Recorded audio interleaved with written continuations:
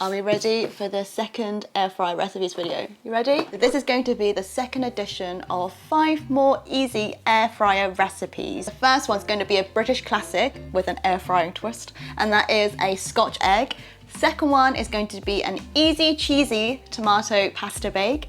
Third one is going to be salmon fish cakes. Fourth one, potato wedges in 2 ways. And the fifth, the garlic pizza bread that we made together. If you are new to this channel, hello, I'm Shu. On this channel, you'll find videos about food, future travel videos and lifestyle, and more videos with this beautiful kitchen appliance. So if you like what you see, then consider subscribing for more videos like this and more exciting videos to come. Let's move on to the first recipe, and that is the British Scotch egg with an air frying twist. Now, for those who don't know what Scotch egg is, it's basically a boiled egg encased in sausage meat and then dipped in breadcrumbs, and it's been air fried in here, so it reduces the amount of oil that is used. It is a British pub grub classic. You will need 400 grams of sausage meat, 4 eggs, 1 egg for dipping, half a cup of plain flour, 1 cup of panko breadcrumbs, 1 tablespoon each of finely chopped parsley, thyme and chives, 1 teaspoon of garlic salt, 1 heaped teaspoon of garlic pepper, 1 tablespoon of English mustard and cooking oil spray. Number 1, bring a pan of water to a simmer and cook your eggs for 5 minutes. Quick note, I personally really love hard-boiled eggs, especially in a Scotch egg, but if you prefer to have it more soft-boiled and runny, then reduce the amount of time that you boil your eggs. Maybe boil it for about 4 minutes or so, because it's going to be cooking in here later on. Once the eggs are boiled, submerge the eggs in cold water to stop the cooking process, peel the eggs and set aside. Preheat the air fryer at 180 degrees Celsius for 5 minutes. In a mixing bowl, add the sausage meat, parsley, thyme, chives, English mustard, garlic salt and garlic pepper together, then mix until the ingredients are combined. On a clean surface, add cling film and sprinkle some plain flour on top. This will stop the sausage meat from sticking. Cover your rolling pin with flour too. Split the sausage meat mixture into 4 even balls. Add the sausage meat ball onto the cling film, then roll into a thin strip wide enough to cover an egg. Roll the peeled boiled egg in plain flour and then set it in the middle of the sausage meat. Pick it up, wrap and mold the meat to cover the entire egg, leaving no space in between. Once all 4 Scotch eggs are done, prepare a small bowl with a whisked egg. Dip the Scotch egg into the egg bowl, then into the panko breadcrumbs. I like to lightly press the crumbs onto the surface of the Scotch egg to ensure each part of it is covered with the breadcrumbs. Remove the basket from the air fryer and line with either hold parchment paper or spray the basket with oil. Add each Scotch egg into the basket and spray the surface with a little bit more oil. Cook for 15 minutes at 180 degrees Celsius. And halfway through, flip the Scotch egg, spray a little bit more cooking oil onto the now flipped side, then cook for a final 15 minutes. Once it's ready, serve it with some extra mustard as your dipping sauce and enjoy.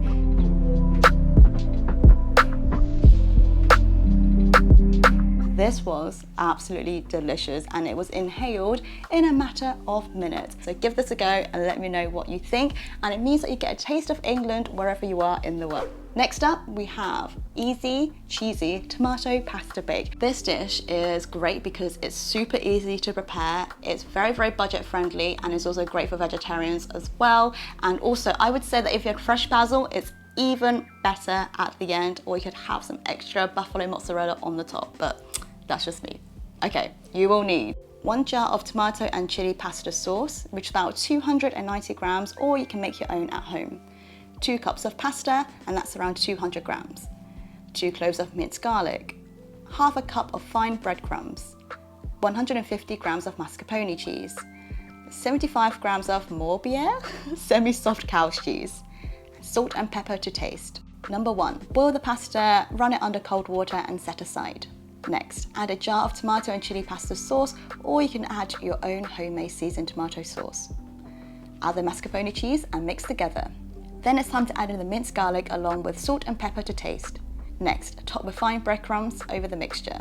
Grate the semi-soft cow's cheese over the top so it creates a slightly crispy topping.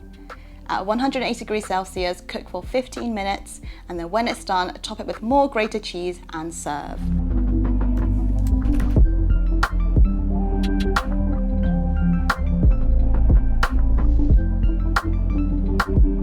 This is a classic simple dish and it can be eaten all year round, but especially nice in the summertime with a crisp glass of wine, some basil over the top, and a generous helping of this pasta bake. Third recipe, salmon fish cakes. I love fish cakes and I really wanted to make my own that day, something that was fresh, appropriate for spring and summer, but also relatively easy to make, that doesn't involve getting the food processor and all of that kind of stuff. So this is really simple, quick and delicious, and my sisters are actually really picky when it comes to food, and this was a dish where they said, oh, it actually tastes restaurant quality as opposed to it being like home cooking. So yeah, take their word for it, it is delicious. You will need 4 salmon fillets, 2 potatoes, which is about 450 grams worth, 1 lemon, 2 tablespoons of chopped parsley, 2 tablespoons of chopped chives, 1.5 tablespoons of fine breadcrumbs, 1.5 tablespoons of oil, 1 egg, salt and pepper.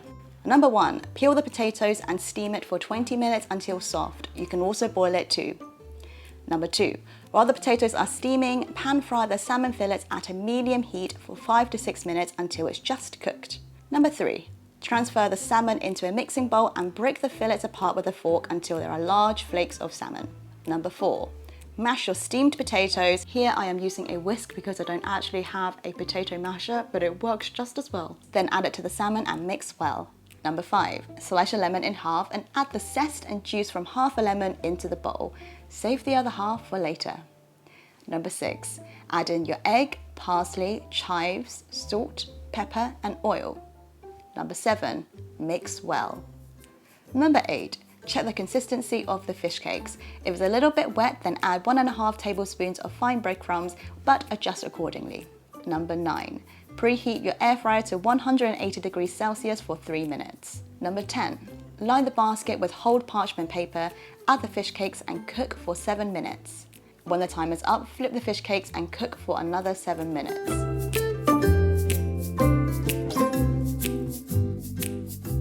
And then voila, you have yourself some salmon fish cakes. You can take your other half of the lemon and squeeze it over the top and also serve with your choice of dip. You can have some tartar sauce in there. What did I have? I think I had some mayo and I also put a little bit of salt, pepper and some extra lemon juice and mix it all together and use that as a dip. You can serve with whatever you like.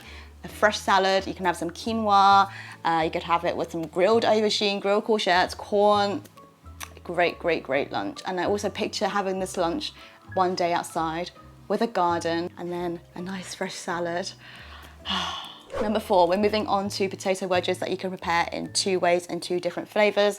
Very quick, simple, and I feel that when you get an air fryer, this is the first thing that you see and that you want to make because it is an alternative way of making French fries or potato wedges without deep frying them and having all of that oil. You will need 2 potatoes, around 450 grams, garlic, salt and pepper, seasoned to taste, 1 tablespoon of corn oil and half a tablespoon of Cajun rub or paprika will also work. Number 1, for a full basket's worth of wedges, cut both potatoes into small chunks, roughly around 2.5 to 3 centimeters in width each. Number 2, in a bowl, season the first batch to taste with garlic, salt and garlic pepper. Number 3, add 1 tablespoon of corn oil, mix well and cook in the air fryer for 15 minutes at 160 degrees Celsius. Number 4, once the timer's up, toss the potatoes, spray with some cooking oil and put it back into the air fryer at 180 degrees Celsius for 20 more minutes.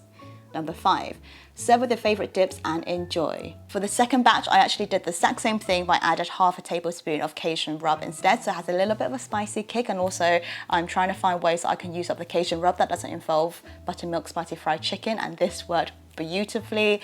Dip it in some mayo, some ketchup. Voila, you can have it with the honey wings in my previous video, you can have it with the fish cakes if you want, you can have it with the pasta bake if you want to double, triple up on the carbs, or you can just have it by itself as a little snack.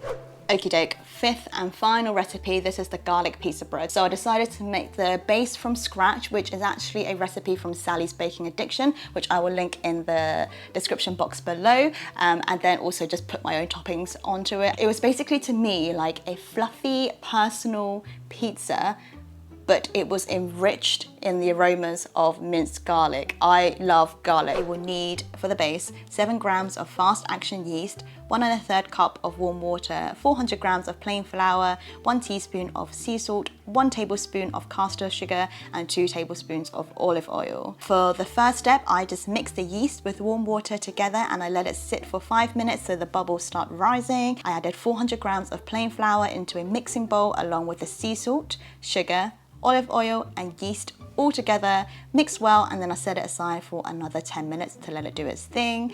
And then afterwards I split the pizza dough into 4 even balls. Now because of the yeast, this pizza base is going to rise, so I saw it as more of a garlic pizza bread. So I actually cooked this in 2 different ways. The first way was actually pre-cooked the base, so I had something that was similar to the bases you would get from the supermarket, for example, except that because of the yeast, this was like whew. But then I added all of the toppings over the top, and then I cooked it again in the air fryer for, I think it was about like 10 minutes. But the big mistake that I made was that I made the first base way too thick, so the insides took way longer to cook. But for the second time, I rolled it out super thin using a smaller dough ball, and then I cooked everything all together fresh instead of having it pre-made. And I actually preferred this, and my sister preferred it as well, because of the yeast. Obviously the base itself was like whew, light and fluffy. It was delicious. The garlic kind of infused into the dough base, had the sun-dried tomato paste over the top, and then instead of having the basil leaves cooked with it, I just topped it up with some fresh basil, and it also had some buffalo mozzarella cooking in there as well, and that was at 190 degrees for about 7 to 10 minutes. If you roll it out thin enough, then it shouldn't take anything more than 10 minutes. And voila, you have your garlic pizza bread, and this was, again, delicious. Very filling, very filling, but fresh as well. If you are in the mood for dessert, I actually have a whole video about a Basque inspired lemon ricotta cheesecake with cinnamon and nutmeg, and it honestly tastes like autumn in a cake. It's so cozy and delicious, easy to make, and every friend that I've told couldn't believe that you can make a cheesecake in this air fryer, but you can. The next things I want to make in here are dark chocolate chip cookies, mushroom croquettes, falafel, and air fried king prawns, salt and pepper maybe. So if you'd like to see this video, let me know. And if you would like to see a video all about a tech review on how I find this air fry, things I like about it, things I don't like about it, whether I recommend buying it or not, spoiler alert, yes, I do recommend buying it, then let me know and I can arrange that video for you as well. If you enjoyed this video, please do give it a big thumbs up, so it helps to boost YouTube's algorithm and it helps to show it in front of more air fryer recipe lovers and food lovers. And if you're new here and you enjoy this video, then consider subscribing for more videos like this, as well as future travel videos and lifestyle ones. And I'll see you in the next one. Goodbye from the 2 of us. Bye bye.